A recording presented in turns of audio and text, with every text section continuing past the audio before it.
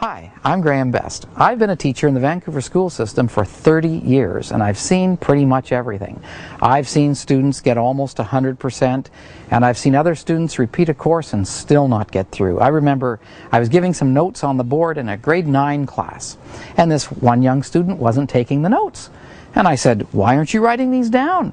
And he said, "Well, sir, I've failed this course twice before. I know it well." Now, I've seen pretty much everything, but I do believe that almost any student can get top marks. Any student. It doesn't matter what your background, what your experience has been, if you do the right things, and sometimes it's very simple things, little tiny things you have to put into your routines that will allow you to get usually into the 90%. Now here's the first of the 12 things I wish I could tell my students. Number one, first things first. When it comes time to study, all distractions are removed. The TV is off. All music is put away. Now some people say, no, I can have music playing while I study.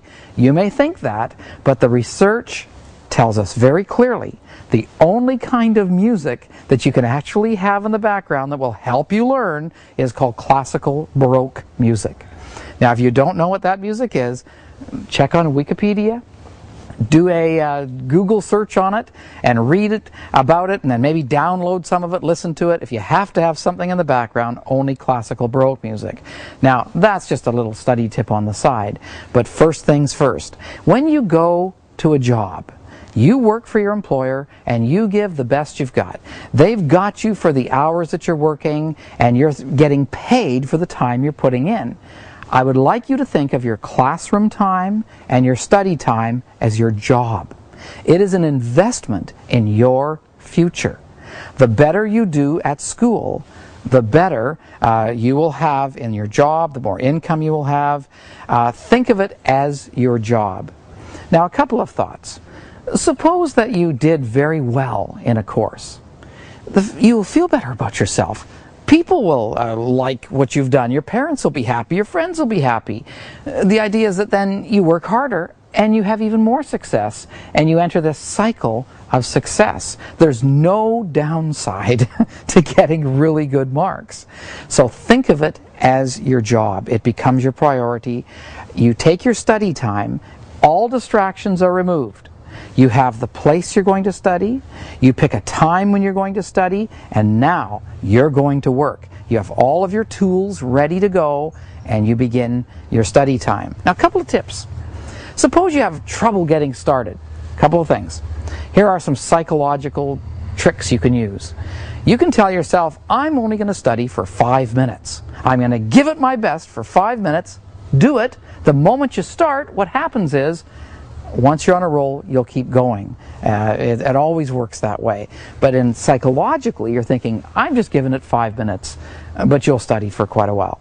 The other thing you can do is always make a list. Before you study, sit down and say, I will learn my 10 words of vocabulary, I'll read these pages, I will, and you make a list. And now you start following through the list. One more little tip that helps.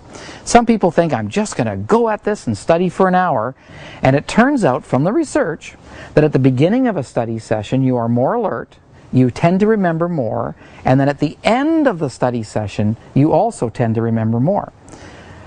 Here's a suggestion.